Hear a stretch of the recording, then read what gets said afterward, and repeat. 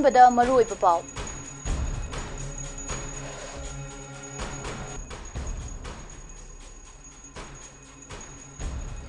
ꯄꯣꯠ ꯍꯨꯔꯥꯟꯕ ꯀꯨꯀꯤ ꯃꯆꯥ ꯑꯃ ARꯅ ꯐꯨꯔꯨꯕꯒꯤ ꯋꯥꯍꯧꯗ ꯀꯨꯀꯤꯁꯤꯡꯅ ꯉꯁꯤ ꯑꯌꯨꯛ ꯃꯣꯔꯦꯗ ꯂꯩꯕ ꯃꯩꯇꯩ ꯌꯨꯝ ꯑꯃꯗꯤ ꯗꯨꯀꯥꯟꯁꯤꯡ ꯄꯥꯛꯇꯛꯅꯅ ꯃꯩ ꯊꯥꯈ꯭ꯔꯦ꯫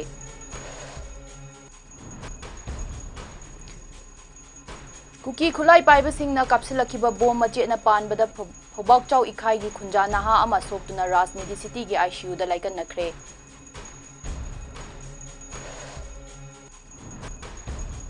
ꯑꯃꯗꯤ ꯅꯨꯄꯥ ꯑꯃꯅ ꯅꯨꯄꯤ ꯑꯃꯕꯨ ꯏꯖꯠ ꯃꯥꯡꯍꯟꯅꯕ ꯍꯣꯠꯅꯕꯗ ꯀꯥꯇꯤꯅ ꯊꯤꯜꯂꯛꯄꯗꯒꯤ ꯁꯣꯛꯇꯨꯅ ꯅꯨꯄꯤ ꯑꯃ ꯁꯤꯖ ꯍꯣꯁꯄꯤꯇꯥꯜꯗ ꯂꯥꯏꯀꯠꯅꯈ꯭ꯔꯦ꯫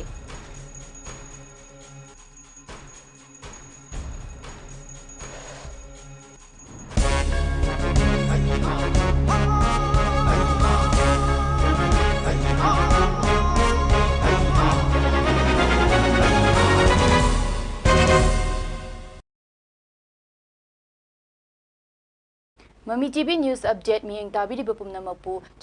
ꯆꯥꯟꯕꯤ ꯑꯊꯣꯛꯄꯝꯅ ꯇꯔꯥꯝꯅ ꯑꯣꯛꯆꯔꯤ꯫ ꯄꯥꯎ ꯁꯟꯗꯣꯛꯅ ꯄꯤꯖꯔꯤ꯫ ꯕꯣꯔꯗꯔ ꯇꯥꯎꯟ ꯑꯣꯏꯔꯤꯕ ꯃꯣꯔꯦꯗ ꯂꯥꯟꯖꯦꯟꯅꯈ꯭ꯔꯕ ꯃꯩꯇꯩꯁꯤꯡꯅ ꯐꯝꯂꯝꯕ ꯗꯨꯀꯥꯟꯁꯤꯡ ꯑꯃꯗꯤ ꯃꯤ ꯂꯩꯅꯗ꯭ꯔꯕ ꯌꯨꯝꯁꯤꯡꯗꯒꯤ ꯄꯣꯠꯆꯩ ꯍꯨꯔꯥꯜꯂꯒ ꯊꯣꯛꯂꯛꯄ ꯀꯨꯀꯤ ꯃꯆꯥ ꯈꯔ ꯑꯁꯥꯝ ꯔꯥꯏꯐꯜꯁꯀꯤ ꯀꯥꯡꯕꯨꯅ ꯐꯥꯔꯒ ꯐꯨꯔꯨꯕꯒꯤ ꯋꯥꯍꯧꯗ ꯃꯣꯔꯦꯗ ꯂꯩꯕ ꯍꯥꯟꯅ ꯃꯩ ꯆꯥꯛꯍꯧꯗ꯭ꯔꯕ ꯌꯨꯝꯁꯤꯡ ꯑꯃꯗꯤ ꯗꯨꯀꯥꯟꯁꯤꯡ ꯄꯥꯛꯇꯛꯅꯅ ꯃꯩ ꯊꯥꯈ꯭ꯔꯦ꯫ ꯄꯥꯎ ꯑꯁꯤꯅ ꯍꯥꯏ ꯉꯁꯤ ꯑꯌꯨꯛ ꯄꯨꯡ 6 ꯔꯣꯝ ꯇꯥꯕ ꯃꯇꯝꯗ ꯃꯣꯔꯦ ꯕꯖꯥꯔꯒꯤ SBI ꯕꯦꯡ ꯃꯅꯥꯛꯇ ꯄꯣꯠ ꯍꯨꯔꯥꯜꯂꯒ ꯊꯣꯛꯂꯛꯄ ꯀꯨꯀꯤ ꯅꯍꯥ ꯈꯔ ꯎꯕꯗꯒꯤ ꯃꯐꯝ ꯑꯗꯨꯗ ꯗ꯭ꯌꯨꯇꯤ ꯇꯧꯔꯤꯕ ARꯒꯤ ꯀꯥꯡꯕꯨꯅ ꯑꯊꯤꯡꯕ ꯄꯤꯈꯤꯕꯒ ꯂꯣꯏꯅꯅ ꯅꯍꯥ ꯑꯃ ꯐꯨꯈꯤ ꯍꯥꯏꯔꯤ꯫ ꯊꯧꯗꯣꯛ ꯑꯗꯨ ꯊꯣꯛꯈ꯭ꯔꯕ ꯃꯇꯨꯡ ꯃꯁꯤꯡ ꯌꯥꯝꯂꯕ ꯀꯨꯀꯤ ꯈꯨꯟꯖꯥꯁꯤꯡ ꯊꯣꯛꯂꯛꯇꯨꯅ ꯃꯣꯔꯦ ꯕꯖꯥꯔ, ꯃꯣꯔꯦ ꯇꯨꯔꯦꯟ ꯋꯥꯡꯃ, ꯙꯔꯃꯁꯥꯂꯥ, ꯃꯣꯔꯦ ꯍꯩꯅꯧꯈꯣꯡꯗ ꯂꯩꯕ ꯍꯥꯟꯅ ꯃꯩ ꯊꯥꯍꯧꯗ꯭ꯔꯕ ꯌꯨꯝ ꯑꯃꯗꯤ ꯗꯨꯀꯥꯟꯁꯤꯡ ꯄꯥꯛꯇꯛꯅꯅ ꯃꯩ ꯊꯥꯈꯤꯕꯅꯤ ꯍꯥꯏꯔꯤ꯫ ꯍꯧꯖꯤꯛꯁꯨ ꯃꯈꯥ ꯇꯥꯅ ꯃꯩ ꯊꯥꯕꯒꯤ ꯊꯕꯛ ꯆꯠꯊꯔꯤ꯫ ꯑꯁꯥꯝ ꯔꯥꯏꯐꯜꯁ, BSF ꯑꯃꯗꯤ CRPFꯀꯤ ꯀꯥꯡꯕꯨꯅ ꯃꯤꯌꯥꯝ ꯑꯗꯨ ꯇꯟꯈꯥꯏꯅꯕ ꯇꯤꯌꯔ ꯒ꯭ꯌꯥꯁ ꯁꯦꯜꯁꯤꯡ ꯀꯥꯞꯂꯕꯁꯨ ꯀꯨꯀꯤ ꯈꯨꯟꯖꯥ ꯅꯨꯄꯥ-ꯅꯨꯄꯤꯁꯤꯡ ꯃꯁꯤꯡ ꯌꯥꯝꯅ ꯊꯣꯛꯂꯛꯇꯨꯅ ꯈꯣꯡꯖꯪ ꯆꯪꯁꯤꯜꯂꯤ꯫ ꯃꯣꯔꯦ ꯄꯨꯂꯤꯁ ꯑꯃꯗꯤ ꯀꯃꯥꯟꯗꯣꯒꯤ ꯀꯥꯡꯕꯨꯁꯤꯡꯗꯤ ꯊꯣꯛꯄ ꯌꯥꯗꯅ ꯄꯨꯂꯤꯁ ꯁ꯭ꯇꯦꯁꯟ ꯑꯃꯗꯤ ꯀꯃꯥꯟꯗꯣ ꯀꯝꯄ꯭ꯂꯦꯛꯁꯇ ꯂꯩꯔꯤ ꯍꯥꯏꯔꯤ꯫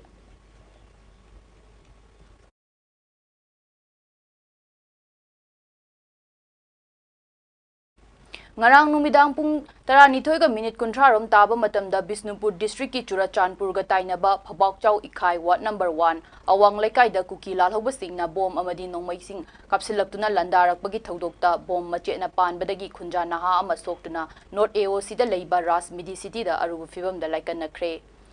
ꯍꯧꯖꯤꯛ ꯔꯥꯖꯅꯤꯙꯤ ꯁꯤꯇꯤꯒꯤ ICUꯗ ꯂꯥꯏꯀꯠꯅꯔꯤꯕ ꯅꯍꯥ ꯑꯗꯨꯒꯤ ꯃꯃꯤꯡ ꯂꯣꯡꯖꯝ ꯅꯥꯎꯆꯥ, ꯆꯍꯤ 18, ꯑꯄꯣꯛꯄ ꯂꯣꯡꯖꯝ ꯕꯣꯔꯕꯥꯕꯨ ꯀꯧꯏ꯫ ꯃꯍꯥꯛ ꯂꯩꯀꯥꯏ ꯑꯗꯨꯒꯤ ꯀꯝꯃ꯭ꯌꯨꯅꯤꯇꯤ ꯍꯣꯜꯗ ꯍꯥꯡꯕ ꯀꯦꯝꯞꯇ ꯂꯩꯕꯅꯤ꯫ ꯉꯔꯥꯡ ꯅꯨꯃꯤꯗꯥꯡ ꯀꯦꯝꯞ ꯑꯗꯨ ꯇꯝꯅ ꯀꯨꯀꯤ ꯈꯨꯠꯂꯥꯏ ꯄꯥꯏꯕꯁꯤꯡꯅ ꯅꯣꯡꯃꯩ ꯑꯃꯗꯤ ꯕꯣꯝ ꯀꯥꯞꯁꯤꯟꯗꯨꯅ ꯂꯥꯟꯗꯥꯔꯛꯄꯒꯤ ꯊꯧꯗꯣꯛꯇ ꯁꯣꯛꯈꯤꯕꯅꯤ꯫ ꯀꯨꯀꯤ ꯈꯨꯠꯂꯥꯏ ꯄꯥꯏꯕꯁꯤꯡꯅ ꯅꯣꯡꯃꯩ ꯀꯥꯞꯁꯤꯜꯂꯛꯈꯤꯕ ꯑꯗꯨꯗ ꯈꯨꯟ ꯉꯥꯛꯂꯤꯕ ꯈꯨꯟꯖꯥꯁꯤꯡꯅꯁꯨ ꯍꯟꯗꯨꯅ ꯃꯥꯏꯀꯩ ꯑꯅꯤꯃꯛꯇ ꯄꯨꯡ ꯑꯃꯔꯣꯝ ꯈꯨꯠ ꯊꯣꯛꯅꯈꯤ ꯍꯥꯏꯔꯤ꯫ ꯊꯧꯗꯣꯛ ꯑꯗꯨ ꯊꯣꯛꯈ꯭ꯔꯕ ꯃꯇꯨꯡ ꯉꯁꯤ ꯑꯌꯨꯛ ꯄꯨꯡ 6 ꯔꯣꯝ ꯇꯥꯕ ꯃꯇꯝꯗꯁꯨ ꯀꯨꯀꯤ ꯈꯨꯠꯂꯥꯏ ꯄꯥꯏꯕꯁꯤꯡꯅ ꯑꯃꯨꯛ ꯍꯟꯅ ꯅꯣꯡꯃꯩ ꯀꯥꯞꯁꯤꯜꯂꯛꯈꯤꯕꯒꯤ ꯑꯌꯨꯛ ꯄꯨꯡ 6:45 ꯔꯣꯝ ꯍꯦꯟꯕ ꯐꯥꯎꯕ ꯃꯥꯏꯀꯩ ꯑꯅꯤꯃꯛꯇ ꯈꯨꯠ ꯊꯣꯛꯅꯈꯤ꯫ ꯃꯗꯨꯗꯗꯤ ꯑꯁꯣꯛ ꯑꯄꯜ ꯑꯃꯠꯇ ꯌꯥꯎꯕ ꯂꯩꯇ꯭ꯔꯤ꯫ ꯄꯟꯕ ꯌꯥꯕꯗꯤ ꯉꯔꯥꯡ ꯇꯣꯉꯥꯟꯕ ꯄꯨꯡꯐꯝꯗ ꯃꯥꯏꯀꯩ ꯑꯗꯣꯝꯗ ꯈꯨꯠ ꯊꯣꯛꯅꯕꯒꯤ ꯊꯧꯗꯣꯛꯇ ꯅꯣꯡꯃꯩꯅ ꯄꯥꯟꯕ ꯈꯨꯟꯖꯥ 2 ꯑꯃꯗꯤ ꯕꯣꯝ मचेꯠꯅ पानबा मियोय अहुम पुन्ना मियोय 5 असोक अपन नंगख्रे।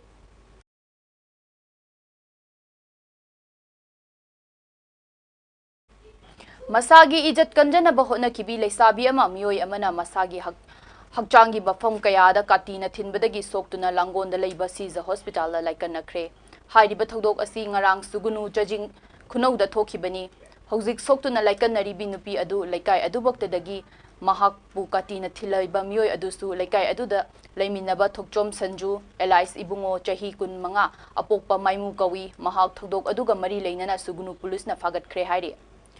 थौदोक असिगी मतांगदा ममी टीवीना फंगबा पाउगी मतुंग इनदी पुलिसता फाख्रबा संजू एलाइस इबुंगो नुपी मचा अदुबु मी लेचबगी तंजा लौरगा नुपी मचा अदुगी इमुंगदा चंगलक्तुना नुपी ओइबिगी इजत मांगहन्नबा होटनरकबदगी नुपी अदुना इमुंग अदुदगी चेंथोरकपा मतमदा संजू एलाइस इबुंगोना काटीना नुपी अदुदा थिनखिबनी हाइरि।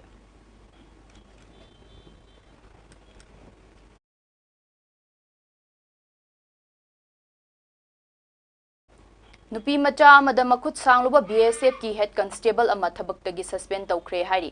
पाव असिना हाइ था असिगी कुंदा खुयाथोंगदा चाम सुबह BSF की बटालियन की पर्सनल अदुना नुपी मचा अमदा मखुद सांगी हाइबगी थगदोक मरी लेनना इम्फाल वेस्ट पुलिस ना केस अमा लौखटख्रब मतुंग ngarang BSF की मकोक थोंगबसिंगना पर्सनल अदु थबक्तगी सस्पेंड तौखिबगा लोइनना महाकी मथक्ता इंक्वायरी चथबसु हौख्रे हाइरि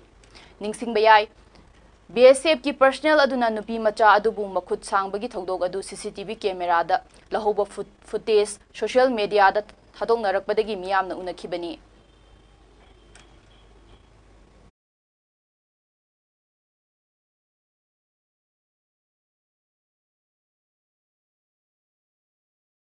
अरोइबदा मरुइबा पाव अमुका हना पिजरी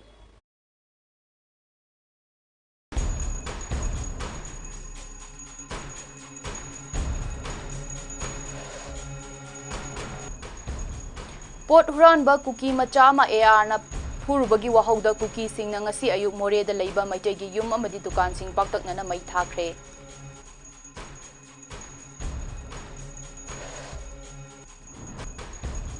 कुकी खुलाई पाइबसिंगना कापसिलखिबा बोम मचेना पानबदा फबाक चाउ इखाई की खुंजा नहा अमा सोक्तुना रास मेडिसिटी की ICU दा लाइकनख्रे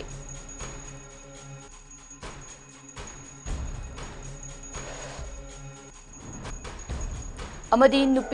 नुपा अमना नुपी अमबु इजत मांगहनबा होटनाबदा काटीना थिलंबदगी सोक्तुना नुपी अदु सीजा हॉस्पिटल दा लाइकनख्रे